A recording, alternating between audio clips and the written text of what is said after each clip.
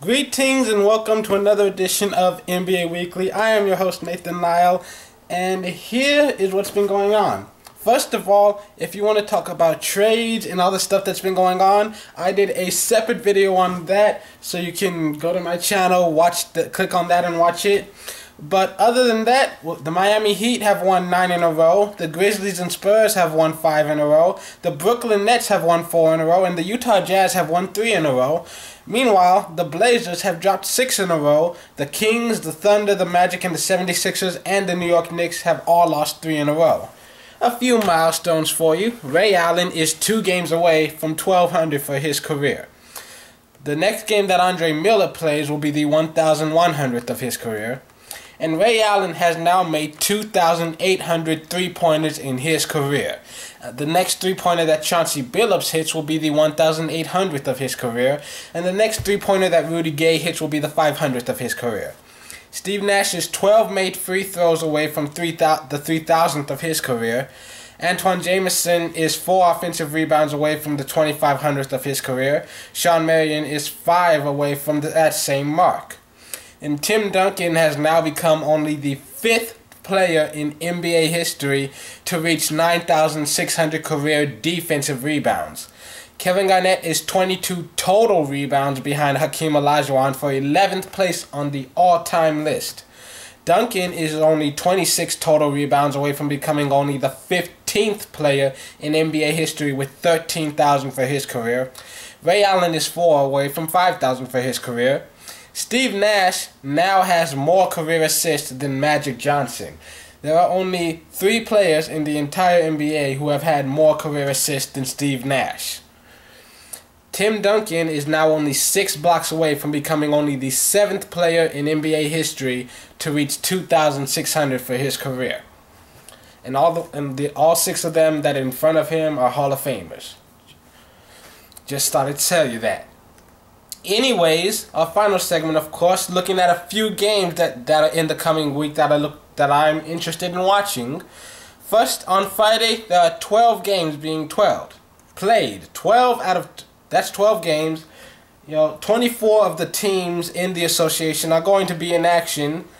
But to be honest with you, only 3 of them actually seem like they're worth looking at in my mind. The first one is the Rockets at the Nets. The Rockets made a few moves before the trade deadline. So many, in fact, that Jeremy Lin thought about quitting. But that's another story. Anyways, the Rockets are now the 8th seed and could easily find themselves out of the playoffs if they don't keep winning. You've also got the Blazers at the Lakers. Both of these teams are currently out of the playoffs, but still have a legitimate chances of being in the postseason.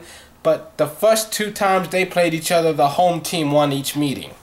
And then you've got the Spurs at the Warriors. The Warriors have had a lengthy losing streak and need to turn things around. But that won't be easy taking on the best team in the league. On Saturday, you've got the Heat at the 76ers. Philadelphia actually does have a shot of getting into the playoffs, but they have to get above 500 first. And that won't be an easy task against the... And this is just the first of 4 meetings that they have this season against the Heat. So, yeah, they've got... The final stretch is going to test them. You've also got the Hawks at the Bucks. The Bucks are in the playoffs right now, but they're under 500. And if they keep losing, they could easily find themselves being knocked out of that 8th seed and missing out on playoffs. You've also got the Jazz at the Clippers. The Jazz are clinging to the bottom of the playoff picture right now, and this will be the last time this season that they play the Clippers, and they have not been able to win a single game against them yet. And if they want to be taken seriously as legitimate contenders, they need to be able to beat the better teams in the league. And on Sunday, you've got the Grizzlies at the Nets. This is the second and final meeting between the 2 currently playoff-bound teams. And the last time they played, the Nets got destroyed. Then you've got the 76ers at the Knicks. The Knicks have been losing lately and are trying to establish a winning streak against a team that they have been able to get the best of most of this season. You've also got the Celtics at the Blazers. The Celtics got on a winning streak when Rondo got hurt, but have started losing again, and the Blazers are trying to fight their way back into the playoffs.